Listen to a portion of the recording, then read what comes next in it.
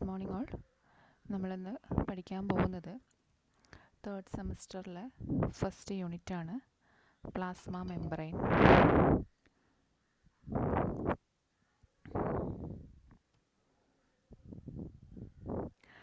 അതിൽ ഇൻട്രൊഡക്ഷൻ പറയുകയാണെങ്കിൽ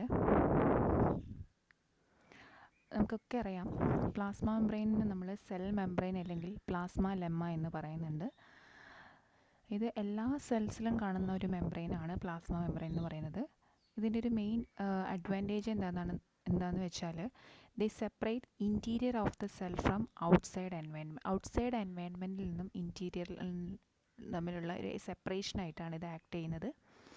ഒരു ലിമിറ്റിംഗ് മെംബ്രെയിനാണിത്. പിന്നെ പ്ലാസ്മ എന്ന് പറഞ്ഞാൽ എന്താ? It is A filling of സെല്ലിലെ ഒരു ഫില്ലിങ്ങിനെയാണ് പ്ലാസ്മ എന്ന് പറയുന്നത്. And that holds the cell organelles. എല്ലാ സെൽ ഓർഗനൽസിനെയും ഇത് എന്ത് ചെയ്യുന്നുണ്ട്? ഹോൾഡ് ചെയ്യുന്നുണ്ട്. ഇപ്പോൾ സെൽ ഓർഗനൽസ് എന്ന് പറഞ്ഞാൽ നമുക്കറിയാം, ചിത്രത്തിലേക്ക് നോക്കിയാൽ അറിയാം, mitochondria, nucleus, plasma membrane, Golgi apparatus, endoplasmic reticulum, അങ്ങനെയുള്ള എല്ലാ ഓർഗനൽസിനെയും ഇത് എന്ത് ചെയ്യുന്നുണ്ട്? ഹോൾഡ് ചെയ്യുന്നുണ്ട്. So the outermost membrane of the cell എന്ന് പറയുന്ന പേരാണ് cell membrane. Sometime it is called plasma membrane. Okay, next, എല്ലാ സെൽസിനും സറൗണ്ട് ചെയ്തിരിക്കുന്നത് എന്താണ്? സറൗണ്ട് ചെയ്തിട്ടുണ്ട് പ്ലാസ്മ മെംബ്രെയിൻ. പ്ലാസ്മ മെംബ്രെയിൻ അല്ലെങ്കിൽ സെൽ മെംബ്രെയിൻ എന്ന് പറഞ്ഞാൽ സിമിലർ ടേംസുകളാണ്, but they are quite different from each other. Okay, plasma membrane എല്ലാ ഓർഗനൽസിനെയും എൻക്ലോസ് ചെയ്യുന്നുണ്ട് സെൽസിൽ. Cell membrane encloses the entire cell component. Cell membrane ആണ് സെൽ കോമ്പോണൻറ്റ് എൻറ്റയർ സെൽ കോമ്പോണൻറ്റിനെ എന്ത് ചെയ്യുന്നത്? എൻക്ലോസ് ചെയ്യുന്നത്. ഇതാണ് ഒരു സ്ട്രക്ചറൽ കോമ്പണൻറ്റ് എന്ന് പറയുന്നത്.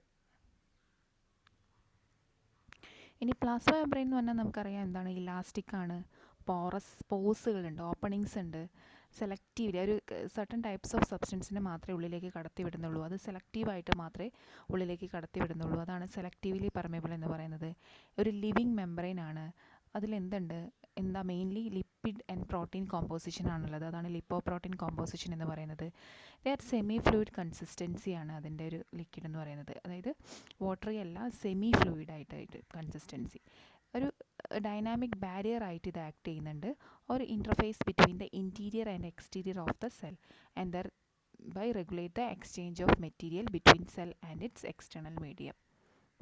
ഓക്കെ, ഇതിൻ്റെ ഒരു സ്ട്രക്ചർ പറയുകയാണെങ്കിൽ, പ്ലാസ്മ മെംബ്രെയിൻ ഒരു ലാമിനാർ അല്ലെങ്കിൽ മീസെല്ലാർ ഓർഗനൈസേഷനാണ്. ലാമിനാർ എന്ന് പറഞ്ഞാൽ നമുക്കറിയാം, ഇതാണ് മീസെല്ലാർ എന്ന് പറയുന്നത്. ലാമിനാർ എന്ന് പറഞ്ഞാൽ ഒരു ലാഡർ ലൈക്ക്. മീസെല്ലാർ എന്ന് പറഞ്ഞാൽ നമുക്കറിയാം, ഈ ഒരു ചിത്രത്തിലുള്ളതുപോലെയാണ് മീസെൽസുകളായിട്ടാണ് ഇത് എന്ത് ചെയ്യുന്നത്?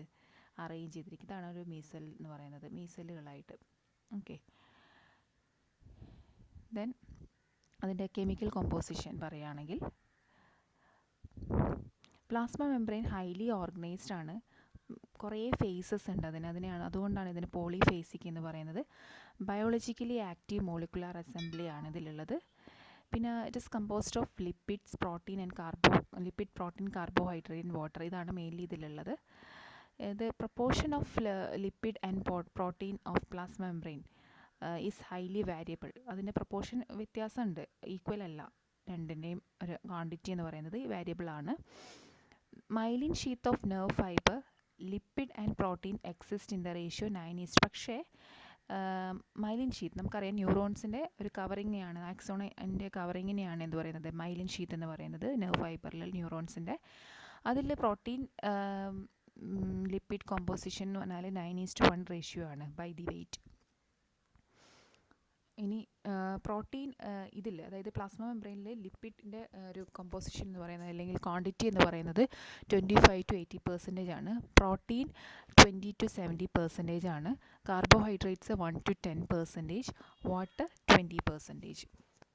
ഇനി അടുത്ത് പറയുകയാണെങ്കിൽ, പേർപ്പിൾ ഫോട്ടോസിന്തറ്റിക് മെംബ്രെയിനിൽ, ബാക്ടീരിയയിലെ മെംബ്രെയിനിൽ ഹെലോബാക്ടീരിയം ആണ് എന്ത്? Purple photosynthetic membrane. അതായത് ഹെലോബാക്ടീരിയത്തിൻ്റെ പേർപ്പിൾ ഫോട്ടോസിന്തറ്റിക് മെംബ്രെയിനിൽ ലിപ്പിഡ് പ്രോട്ടീൻ റേഷ്യോ എന്ന് പറയുന്നത് 1:3 ആണ്. Okay, then membrane carbohydrate occur in greater abundance in eukaryotic plasma membrane than prokaryotes. യൂക്കാരിയോട്ടിക്കിൽ പ്രോകാരിയോട്ടിനേക്കാളും കൂടുതൽ കാർബോഹൈഡ്രേറ്റ് അബണ്ടൻസ് ഉണ്ടെന്നാണ് പറയുന്നത് മെംബ്രെയിനിൽ. Carbohydrates are restricted to the outer surface and they remain complexed with a lipid. ഒരിക്കലും ഔട്ടർ സർഫസിൽ carbohydrate free ആയിട്ട് കിടക്കില്ല. അത് എപ്പോഴും ലിപ്പിഡോ അല്ലെങ്കിൽ പ്രോട്ടീനോ ആയിട്ട് കോംപ്ലക്സ് ചെയ്തിട്ട് മാത്രമേ കാണുള്ളൂ. അപ്പോൾ ലിപ്പിഡോ ആയിട്ട് കോംപ്ലക്സ് ചെയ്ത് കാണുകയാണെങ്കിൽ ആ കാർബോഹൈഡ്രേറ്റ് നമ്മൾ ഗ്ലൈക്കോ ലിപ്പിഡ്സ് എന്നാണ് പറയുന്നത്. ഗ്ലൈക്കോ. ഓക്കെ. ദെൻ പ്രോട്ടീൻ ആണെങ്കിൽ ഗ്ലൈക്കോ പ്രോട്ടീൻസ് എന്ന് പറയുന്നുണ്ട്. ലിപ്പിഡ് ആൻഡ് പ്രോട്ടീൻ എപ്പോഴും ഒരു നോൺ അക്വസ് ഇന്നർ കോർ ആണ്. അതായത് ലിപ്പിഡും പ്രോട്ടീനും ഫോം ചെയ്യുന്നത് നോൺ അക്വസ് ഇന്നർ കോറിലാണ് ഫോം ചെയ്യുന്നത്. Water molecules occur on the inner കോറിൽ വാട്ടർ മോളിക്യൂൾസ് ഉണ്ടാവില്ല, ഔട്ടർ കോറിൽ മാത്രമാണ് വാട്ടർ മോളിക്യൂൾസ് ഉണ്ടാവുക.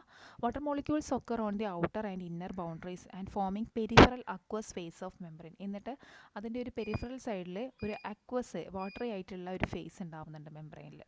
അപ്പോൾ ഇതാണ് കാർബോഹൈഡ്രേറ്റ് ചെയ്യുന്നത്. കാർബോഹൈഡ്രേറ്റ് പ്രോട്ടീനുമായിട്ട് ചേർന്നിട്ട് ഗ്ലൈക്കോ പ്രോട്ടീനായിട്ട് മാറുന്നുണ്ട്.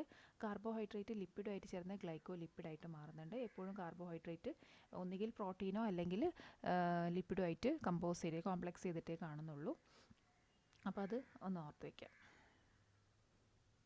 നെക്സ്റ്റ് മെംബ്രെയിൻ ലിപ്പിഡ്സിനെ കുറിച്ച് പറയാം. മെംബ്രെയിൻ ലിപ്പിഡ്സ് എന്ന് പറഞ്ഞാൽ ഒരു സ്ട്രക്ചറലി അതിനൊരു റോളുണ്ട്. പ്ലാസ്മ മെംബ്രെയിനിൽ സ്ട്രക്ചറലി ഒരു റോള് ലിപ്പിഡ് കൊടുക്കുന്നുണ്ട്.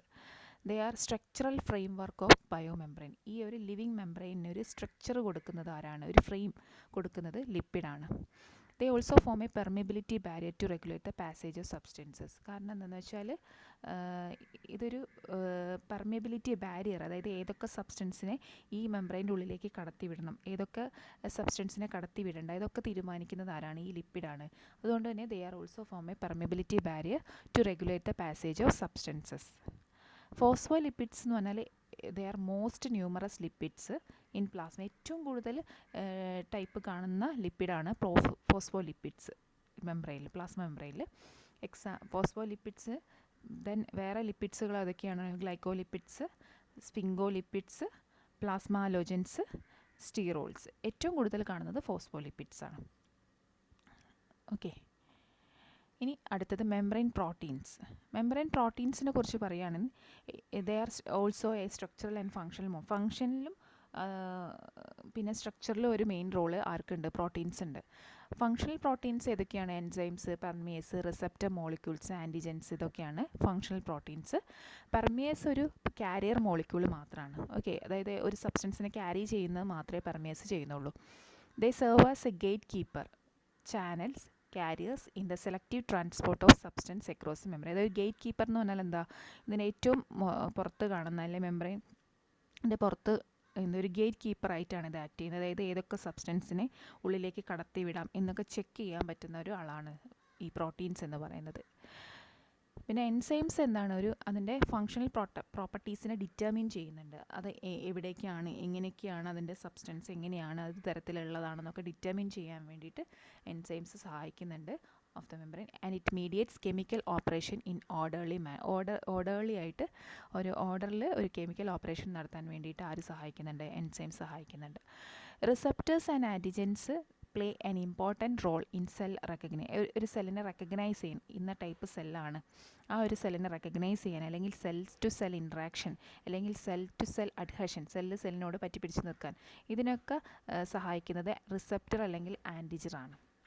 അതായത് ഒരു പെർട്ടിക്കുലർ സബ്സ്റ്റൻസ് സെല്ലിൻ്റെ ഉള്ളിലേക്ക്, മെംബ്രെയിൻ്റെ ഉള്ളിലേക്ക് കടക്കണമെങ്കിൽ അതിന് ആവശ്യമായിട്ടുള്ള ആ റിസപ്റ്റർ, അതിന് ചേരുന്ന രീതിയിലുള്ള റിസപ്റ്റർ ആ സെൽ മെംബ്രെയിനിൽ ഉണ്ടാവണം. എങ്കിൽ മാത്രമേ അതിന് ഒരു ഉള്ളിലേക്ക് കടക്കാൻ പറ്റുള്ളൂ. ഇനി ഫങ്ഷൻസ് നോക്കുകയാണെങ്കിൽ cell membrane they provide structural frame work.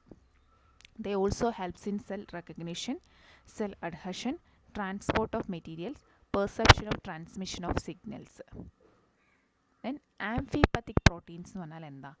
Amino acid residues of membranes. അതായത് ഈ സെൽ മെംബ്രെയിനിൽ അമിനോ ആസിഡ് റെസിഡ്യൂസ് ഉണ്ട് മെംബ്രെയിൻ പ്രോട്ടീൻസിൽ. Amino acid residues of membrane proteins are പോളാറും ഉണ്ടാവും, ചാർജറും ഉണ്ടാവും, നോൺ പോളാറും ഉണ്ടാവും. Then most of them are present. Such proteins ചിലതിൽ ഈ അമിനോ ആസിഡ് റെസിഡ്യൂസ് പോളാറും നോൺ പോളാറും രണ്ടും പ്രസൻ്റ് ആയിരിക്കും. അങ്ങനെയുള്ള കണ്ടീഷനിലുള്ള പ്രോട്ടീൻസിനെയാണ് ആംഫിപതിക് പ്രോട്ടീൻ എന്ന് പറയുന്നത്. ഹൈഡ്രോഫിലിക് പ്രോട്ടീൻസ് എന്ന് പറഞ്ഞാൽ എന്താ? In some cases only polar amino acids are present. They are called hydrophilic proteins. ഇനി structurally there are two kinds of membrane proteins. They are globular proteins, alpha helix protein. എന്താ globular proteins എന്ന് പറഞ്ഞാൽ? Most of the membrane proteins are globular. They are large and massy molecules. They are seen inside or outside the lipid bilayer. Then lipid bilayer എന്ന് പറഞ്ഞാൽ രണ്ട് ലെയറായിട്ട് കാണുന്നതുകൊണ്ടാണ് bilayer എന്ന് പറയുന്നത്. പക്ഷേ ആൽഫ ഹെലിക്സ് പ്രോട്ടീൻസ് എന്താണ്? They span all breadth of the membrane. അതായത് എല്ലാ മെംബ്രെയിൻ്റെ ഔട്ടർ മുതൽ ഇന്നർ വരെ അത് എന്ത് ചെയ്ത് സ്പ്രെഡ് ചെയ്ത് കാണുന്നുണ്ട്. എക്സ്റ്റെൻഡഡ് ചെയിൻസ് ആയിട്ട്. Membrane different widely in the protein content. Each type of membrane will have its own. ഓരോ ടൈപ്പ് മെംബ്രെയിനും അതിൻ്റേതായിട്ടുള്ള ക്യാരക്ടറിസ്റ്റിക്സ് പ്രോട്ടീൻസ് ഉണ്ടാവും. ആൻഡ് ദാറ്റ് പെർട്ടിക്കുലർ പ്രോട്ടീൻ ഒരിക്കലും does not normally exist more than one kinds of membrane. ഒന്നിൽ കൂടുതൽ മെംബ്രെയിനിൽ അതിന് exist ചെയ്യാൻ പറ്റില്ല. ഇതാണ് difference in the nature of protein content and determine the functional diversity among membranes. Next membrane carbohydrate. Membrane carbohydrate എന്ന് പറഞ്ഞാൽ ദേ സെർവ് ആസ് സെൽ കോട്ടായിട്ട് ആക്ട് ചെയ്യുന്നത്, അല്ലെങ്കിൽ ഗ്ലൈക്കോ കാലിക്സ് ആയിട്ട് ആക്ട് ചെയ്യുന്നുണ്ട്. എവിടെയാണ്? Outer surface of plasma membrane. രണ്ട് category ഉണ്ട്, complex പോളിസാക്കറൈഡും ഒലിഗോസാക്കറൈഡും. എന്താ കോംപ്ലക്സ് പോളിസാക്കറൈഡ് എന്ന് പറഞ്ഞാൽ? കോംപ്ലക്സ് പോളിസാക്കറൈഡ് എന്ന് പറഞ്ഞാൽ ഒരു ഫൗണ്ട് ഇൻ എൻകാപ്സുലേറ്റഡ് ബാക്ടീരിയയിലാണ് ഇത് കാണുന്നത്. ഇൻ കോട്ടിംഗ് ആയിട്ട് ഒരു കണക്റ്റീവ് ടിഷ്യൂ സെൽസ് ആയിട്ടിൻ്റെ ഫോമിൽ. Polysaccharides are secreted by the membrane itself. They do not covalent link with proteins or lipids. Oligosaccharide എന്ന് പറഞ്ഞാൽ അതർ സെൽസിലെ മെംബ്രെയിനിൽ കാണുന്നുണ്ട്, എപ്പോഴും അത് ലിങ്ക് ചെയ്ത് കാണുന്നുണ്ട്, കോവാലൻ്റ്ലി ലിങ്ക്ഡ് വിത്ത് പ്രോട്ടീൻ അല്ലെങ്കിൽ ലിപ്പിഡ്. അതുകൊണ്ട് തന്നെ അത് എന്താണ്? ഗ്ലൈക്കോ ലിപ്പിഡ്സ് അല്ലെങ്കിൽ ഗ്ലൈക്കോ പ്രോട്ടീൻസ്, അത് മിസ്റ്റേക്ക് വന്നു, ഗ്ലൈക്കോ പ്രോട്ടീൻസ് എന്ന് പറയുന്നുണ്ട്. Some of this glycoproteins bind hormone. ചില ഈ ഗ്ലൈക്കോ പ്രോട്ടീൻസ് ഹോർമോണായിട്ട് ബൈൻഡ് ചെയ്യുകയാണെങ്കിൽ അതിനെ ഇൻസുലിൻ എന്നാണ് നമ്മൾ പറയുന്നത്. And serve as transmembrane message transmitter ആയിട്ട് ആക്ട് ചെയ്യുന്നുണ്ട്.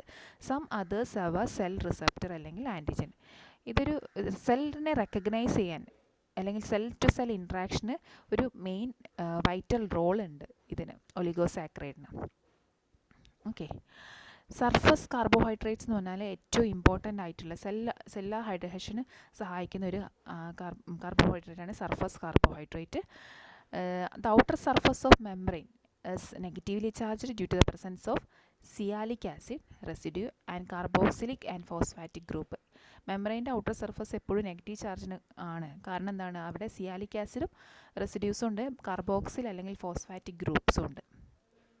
ഓക്കെ, ഇതാണ് ഒരു പ്ലാസ്മ മെംബ്രെയിൻ്റെ സ്ട്രക്ചർ എന്ന് പറയുന്നത്. വരച്ച് പഠിക്കാം. ഇത് ഈ ഒരു ചിത്രം. Okay, structure of plasma membrane. ഇതൊരു ഇമ്പോർട്ടൻ്റ് ആയിട്ടുള്ളൊരു എസ്സേ ക്വസ്റ്റ്യൻ ആണത്. ഇത് വരച്ച് പഠിക്കാം. Then physical properties of plasma membrane. Physical properties എന്തൊക്കെയാണ്? Phase transition and interchange between sol and gel state. രണ്ട് സ്റ്റേറ്റിലും കാണുന്നുണ്ട്. It involves the rearrangement of fatty acid chain due to the change in ടെമ്പറേച്ചറിൻ്റെ വ്യത്യാസം കൊണ്ട് fatty acid rearrangement നടക്കുന്നുണ്ട്. Low ടെമ്പറേച്ചറിൽ at low temperature the hydrocarbon അല്ലെങ്കിൽ fatty acid chains എപ്പോഴും ടൈറ്റായിട്ടാണ് പാക്ക് ചെയ്തിട്ട് കാണുന്നത്. പക്ഷേ their mobility very much rest, move ചെയ്യാൻ പറ്റില്ല, അത്രയ്ക്കും ടൈറ്റായിരിക്കും ഈ ഫാറ്റി ആസിഡ്സ്.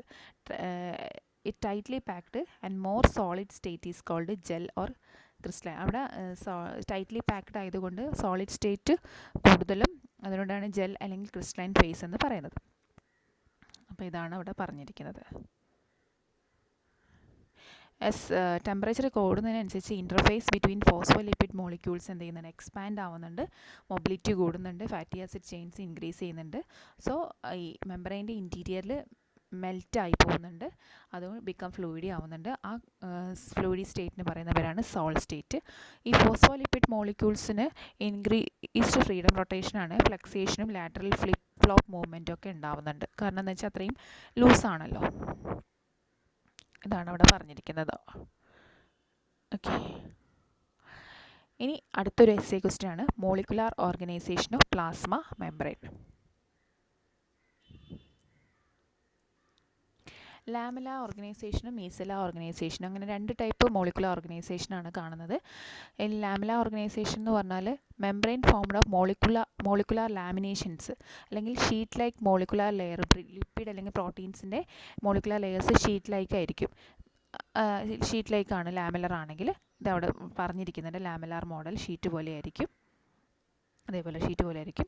മീസെല്ലാർ ഓർഗനൈസേഷൻ എന്ന് പറഞ്ഞാൽ എന്താ, ഒരു formed of globular subunits അല്ലെങ്കിൽ മീസെൽസ് ഓഫ് ലിപ്പോ പ്രോട്ടീൻസ്, മീസെല്ലുകളായിട്ടായിരിക്കും അറേഞ്ച് ചെയ്തിട്ടുണ്ടാവുക. ലിപ്പിഡ് ഫോംസ് ഏറ്റവും സെൻട്രൽ കോറിൽ ഓഫ് ദി മീസെല്ലിൽ എന്താണ്, ലിപ്പിഡാണ് ഉണ്ടാവുക. ഇതാ ഇവിടെ ലിപ്പിഡാണ് ഉണ്ടാവുക. And protein from coat over error, protein അതിന് ചുറ്റുമായിരിക്കും ഉണ്ടാവുക. അതോർക്കുക. കുറേ മോഡൽസ് പ്രപ്പോസ് ചെയ്തിട്ടുണ്ട് molecular architecture of plasma membrane explain ചെയ്യാൻ വേണ്ടിയിട്ട്. അതിൽ 2 മെയിൻ ഗ്രൂപ്പ്സ് എന്ന് പറഞ്ഞാൽ lamellar or laminar models, micellar or subunit models ആണ്. അതിൽ ലാമെല്ലാർ ഓർ ലാമിനാർ മോഡൽസിൽ കുറേ ടൈപ്പ് മോഡലുണ്ട്. Lipid bilayer model, trilaminar sandwich model, unit membrane model or Robertson, the greater membrane model, the lipid pillar model of Kavanau. പിന്നെ micellar or subunit model Benson's മോഡലുണ്ട്, mosaic membrane മോഡലുണ്ട്, fluid mosaic model of Singer and Nicolson. ഇതിൽ നമുക്ക് പഠിക്കാനുള്ളത് fluid mosaic മോഡലാണ്. Okay, അത് അടുത്ത ക്ലാസ്സിൽ നമുക്ക് ഡീറ്റെയിൽ ആയിട്ട് പഠിക്കാം. Okay, thank you.